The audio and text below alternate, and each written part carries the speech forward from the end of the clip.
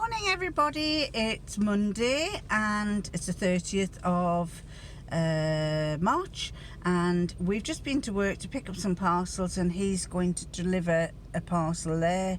This is the carriers, the carriers, and he's taking 2 parcels in.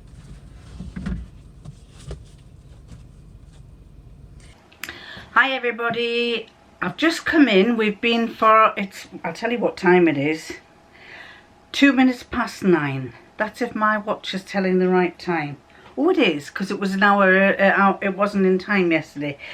2 minutes past 9, and I think I've put a little video that we were on our way to work this morning. I had to go and pick some stuff up, and when we got there, there was he'd sold an amp on eBay, so he had to go and get it packed up and take it round to the couriers, and they said that they've been busier than ever because they're delivering all stuff to houses instead of to picking up for companies and things. And what did we do? We haven't done much. Oh, we basically came home. Do you know, I don't think I've done anything. But by the time we came home, it was almost lunchtime, so we sat and had our lunch. And we have this routine where we sit down and have our lunch, and then we put the television on and we watch A Place in the Sun. And we watch all these people going around looking at houses where they could be in Florida or the Caribbean or in Spain or in France, and they're being shown 3 or 4 houses to choose, and we keep going, well, I don't like that bit and I don't like that. Oh, I like that. Oh, that's nice. Oh, what's you not like about that? Oh, golly, she's weird.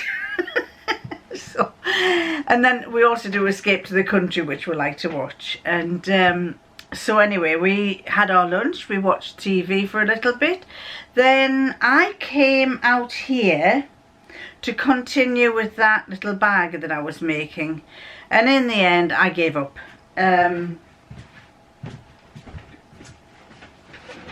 It's kind of half done, but I don't like it. It's because I think it needs a contrast. I think that little side bit there needs to be a contrast. So I will finish it off, but it's I will finish it off, but I just don't. The padding that I use, the wadding that I use, is too thick, I think, and I think I need a thinner wadding, because it just doesn't. It doesn't look as nice as the lady had made it, and I've yet to find out where her pattern is. And I'd forgotten to put the little tabs on the ends because I couldn't find the video. Forgot to put the tabs on, and in the end I just thought, nah, chuck it, let's chuck it. Let's get rid of it and start again. So I'm going to start again. I've got plenty of fabric, and not only have I got plenty of fabric, but I've got plenty of time, haven't I? Haven't we all got plenty of time, ladies? Oh, I know, yeah, this morning, or was it yesterday? I spent some time moving the furniture around in this piddly little room. Well, I shouldn't say piddly. I've spent some time moving the furniture around, just moving my tables around a little bit, just to make it easier to work on. But having said that, it makes it harder for me to get in to sit down. But never mind, that's by the by. We had our bacon and eggs for our evening meal, and I made he did the bacon, I did an omelette, and we had beans, because we've got lots of tins of beans, and we had this bacon and we had the eggs that we've got to get through pretty quickly. I think we're halfway through. I've been having a boiled egg for breakfast, and then he made the scone, but he said, I'll make some scones now, and he used 1 egg. He says, I'll use the eggs up making scones, and I said, you'll only need 1 egg. Oh, so anyway, he made these scones. They were very, very nice. Now then, and then this evening, after we had our tea, we call it tea. You probably call it evening meal. We call it lunch and tea time. Tea is a main meal, but we call it tea time.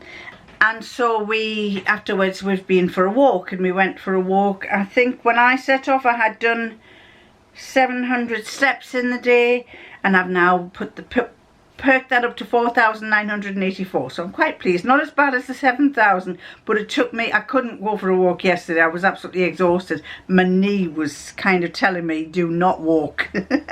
Anyway, I'm gonna read some of the questions that some of you gave me. I'm gonna have to bring this a bit closer because I can't see it. Actually, I could if I put my other glasses on. Perhaps I might if I put my other glasses on. Let's see. Oh, that's even worse. Put these on. I've got another pair of glasses somewhere that are better, but never mind. Right, well, I found the comments. I'm probably going to have to put my glasses on if I'm going to be standing this far back from it. Right,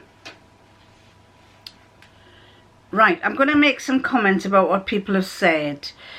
The issue that the thing I said about the masks, where I'd made some masks, where are they? I was telling you about how I had made masks and like this. Cover the chin and cover the nose, tight around there. And some people said you can't use them because they're not as good as the ones that the hospitals are getting. I totally agree with you, and I think there's a lot of hoo-ha with people saying I'm fed up with people making these masks on Instagram or on YouTube because they're not good. But funnily enough, the French government are recommending that people make them for some of the hospitals and some of the old people's homes, and they'd rather they had something like this than nothing at all. However, if you do use these fabric ones, I've got a wadding in between this to try and filter it. The best ones to have, and I think I've given mine to my son, is to have an inside pocket on the inside where you can pull that wadding out and dispose of it and put new wadding in, and then you should wash it every time you've been out in it. You shouldn't just put it to one side and then put it back on because you're picking up any germs, any of the virus there. You've got to wash them. So you would probably need a few of these and constantly keep rotating and washing them and disinfecting them when in between time. So yes, they're fine if you disinfect them, but they're not going to be much use if you keep putting them on, then taking them off and putting them on and taking them off. Because anything that gets caught on there, if you're putting it on like that, you're just putting it on your hands, and because the coronavirus can stay there for a long time. So Carol said there's a lot of misinformation about masks. Use them and wash them. If you can lessen the number of virus your body has to fight, you're helping yourself. So yes, I know my sister-in-law in Thailand, Brian's brother lives in Thailand, his wife is Thai, and she is constantly wearing this all the time in the house. And even before the coronavirus, when she was going to when she was taking their son to school, the two of them would have the masks on. And I kept saying, on Facebook, I said, why are you wearing a mask? And she said, we always wear masks because of all the pollution in the towns when Thomas is going to school. So they wear masks quite often. So it's a common thing. So that was the first one. Then let me see if I can make this bigger, because then it makes it easier for me to read. Vicky H said, is the colour behind you the colour of your wall or a backdrop? Not this, went on a couple of videos. Beautiful colours. I just want to say something about the cotton masks that you're sewing. Even though they don't help against the coronavirus, one thing they do is keep you from touching your face. I don't think people realise just how often they touch their faces. If you wear them in a store, it will help. It will help if someone coughs, and I'd agree with you there. The same thing, basically. Has she added any more? It says read more. I think that's the end. Oh, if someone coughs near you, but it also keeps you from touching something and then touching your face. For that reason alone, I think they're well worth it. Channels like yours do help us make it through these self-isolating times. Everything you said for what's happening in the UK is happening in North Texas too. And she says, also, I'm like you. At first, it didn't feel like it was real. It felt more like a movie. Stay safe. So yes, wearing the mask does I know we aren't going into shops, we're getting stuff. We've arranged our next food delivery, which is on Saturday. I've ordered the stuff, I've managed, I tried. If you're trying to get a slot to deliver, you can't get a slot for the supermarket to deliver to you, but I kept trying to see if I could get one where I can pick it up, where I can order the stuff online and pick it up, and I kept looking and kept looking and kept looking, and eventually I found 2 slots, and they're for Saturday morning. One was for between 8 and 9, so I think we're going to get up early on the Saturday morning and go and pick it up there. I've made a long list and we're going to pick it up, but mixing with people is a bit scary. I went to the post office. There was a message when I went to work this morning. There was a card telling me there was a package for me to pick up that I had meant to have delivered to the home, but I had forgotten to, and I'd gone and got it delivered there. So I had to go to the sorting office to pick it up. And when I went there, he said, don't go past that yellow line. And I went, oh golly, yeah, right, okay. And then he said, put your card and put your proof of who you are on the counter. So then I had to walk forward and put the card on and put the proof of who I was, and then I stepped back, and then he said, he looked, and then he leant over and he didn't touch it, he looked at it. And then he said he went out and went away and got the parcel, and when he came back he said, he put the parcel on the thing, he says, there you go.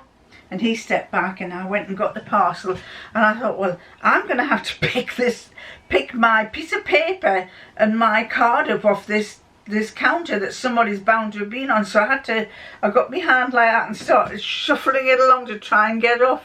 And then I did the same with this one to try and shuffle it off so that I wasn't touching it. He said, it's okay, I disinfected.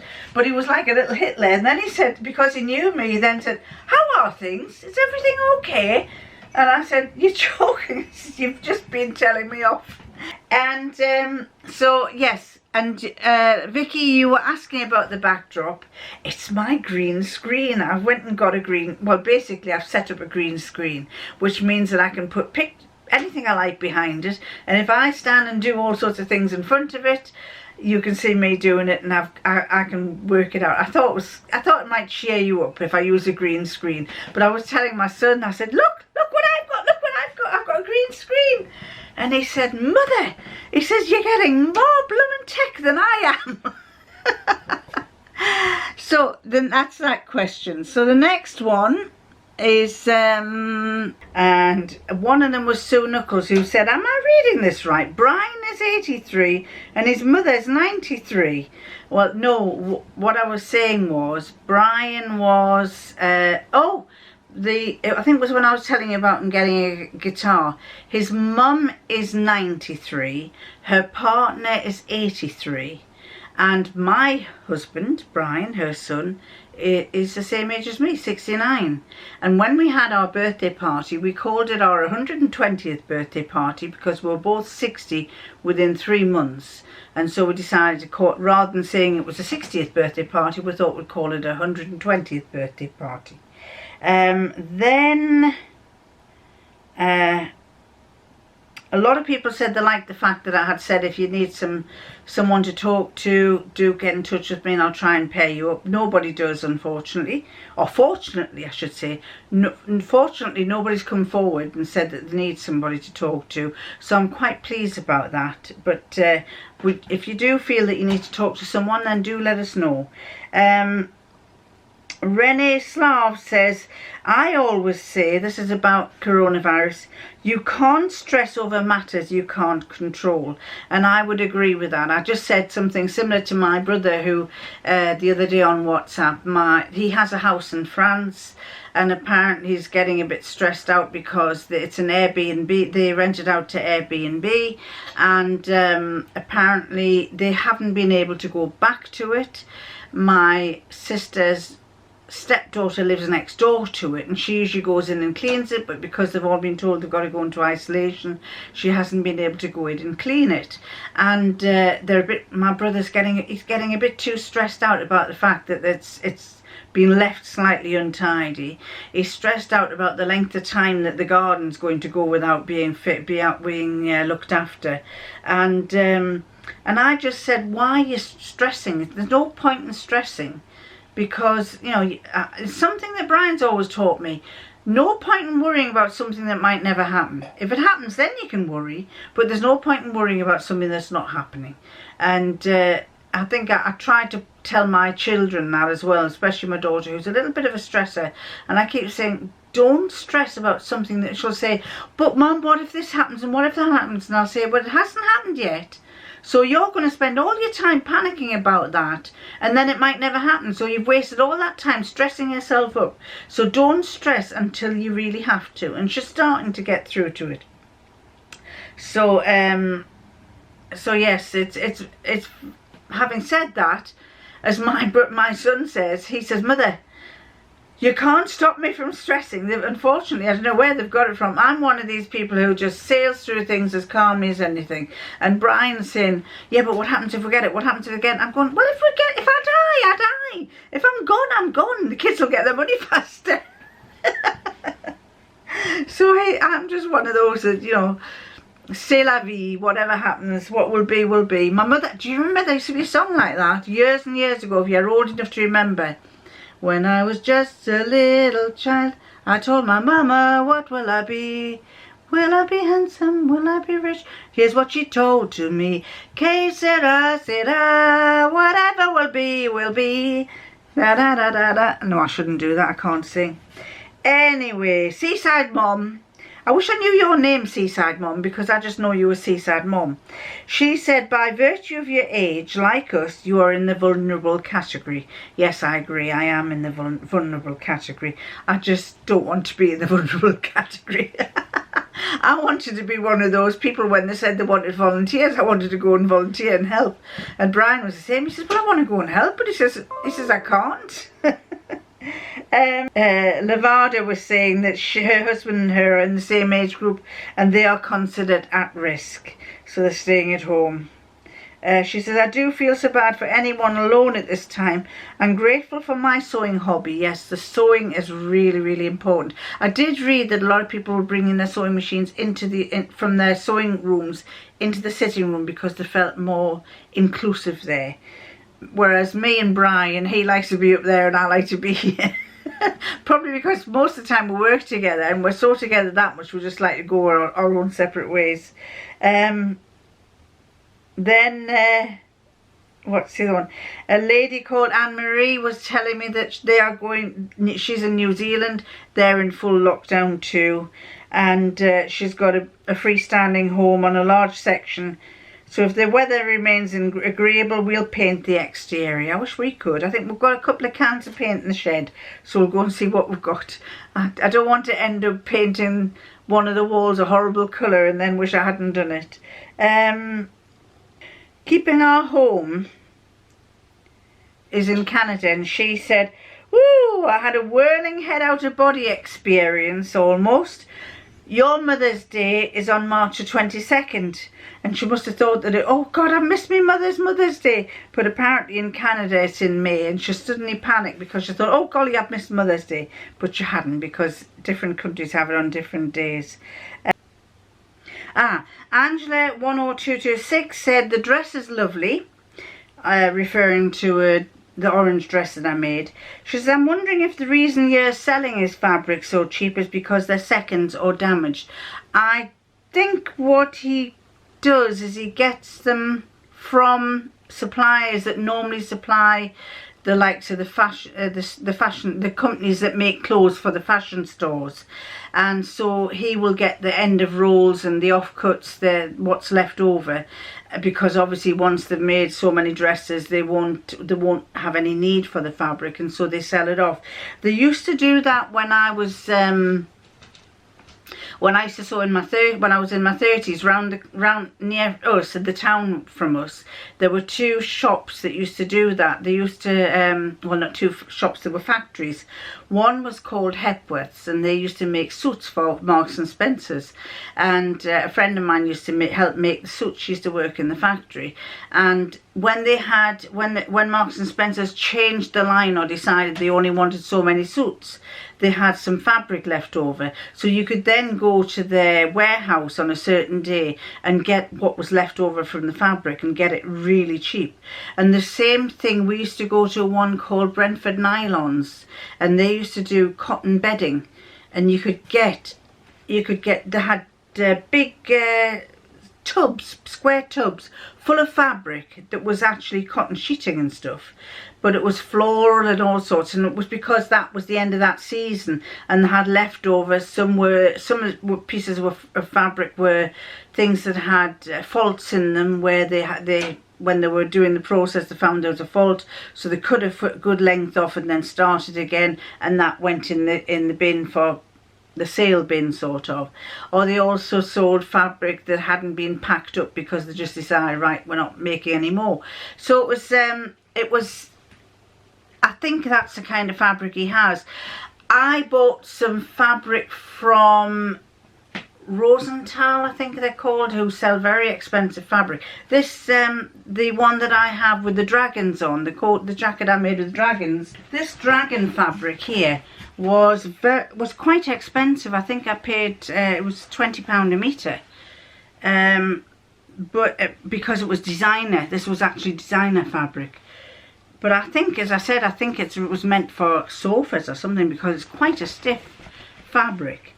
And when I was laying it out and cutting it, it had a fault across it. So it may have been an off cut, or it may have been the end of the roll or something. It was not so much a fault, but it was where the fabric had creased and it had stayed in that crease on the roll. You know, when you get towards the end of the roll, sometimes the fabric's creased.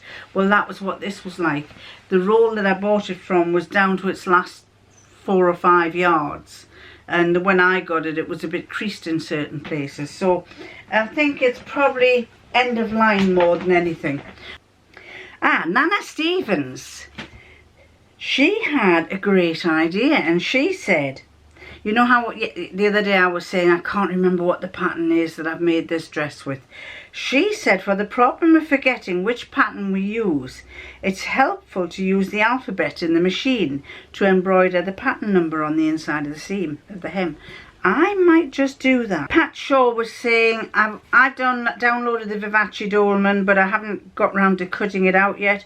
I saw someone on a Facebook sewing group asking whether you could take out the placket at the front.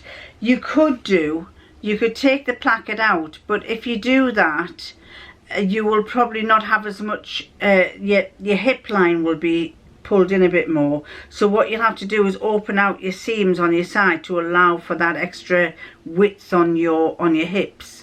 So I think the placket is about, it adds another inch onto it because it overlaps like that to 1 inch. So basically you'd have to add ½ an inch down each side of your side. You could do it without the placket though. I did think that myself when I saw it. I thought, oh, do you really need that fold on it? I think it's just a novel idea, and it in a sense, but the other thing as well is it just adds that little bit of move. If you're having a big dinner, it allows for the movement for that extra big dinner. So I'll stop there because I'm probably boring you with all these comments, but there are several other ones that I can tell little tales about, and I'm going to get on with uploading. I was a bit late in uploading day 2. Might be a bit late day 3, I don't know, because I've got to get my tax done. I've got the accounts to finish off for the 31st, and I've left it rather late, and I would like to get the accounts sorted to send to the accountant because I still haven't done that, the end of year account. So I might not be doing much tomorrow, but then again I might, because I might get bored. So till the next time, bye.